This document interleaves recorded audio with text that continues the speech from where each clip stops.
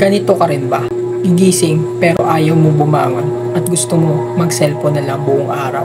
Hindi mo alam kung ano-ano ang dapat mong gawin pero iniisip mo, pag wala kang gagawin, paano ka? Paano ang future mo? Paano mga prinamis mo sa sarili mo na New Year resolution mo? But still, wala ka nang magawa dahil iniisip mo na lang at hinahayaan mo na lang na kontrolin ka ng nararamdaman mo. Bro, gusto ko lang ipaalam sa'yo na normal lang yung nararamdaman mo. Ang hindi normal dyan ay kung hahayaan mo na kontrolin ka nito. Research shows that many people, including men, often settle for comfort zone because they let their emotion influence their decision.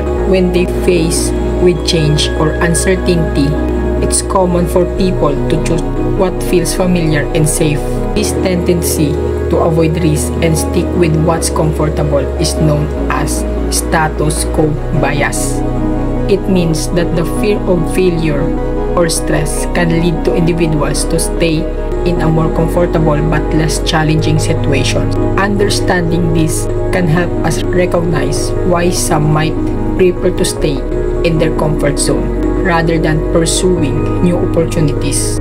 And what can you do to avoid this happen? Take note, maybe gumana sa akin, sa iba hindi, pero pwede mong gawin para may basihan ka. These are from my experiences. First, force yourself to move pagkagising mo. Kasi nasa simula talaga ng gagawin mo pagkagising mo, mag-uumpisa ang buong araw mo. Number 2, mag-set ka ng goals sa araw mo. For example, 50 push-ups or 10 pull-ups. At gawin mo kahit hindi mo mood.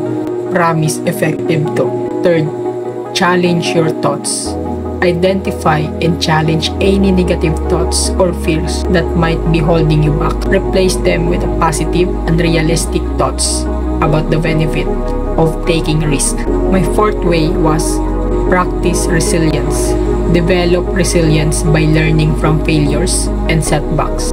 Viewing this experience as opportunities for growth rather than obstacles can help you stay motivated. Last, stay curious.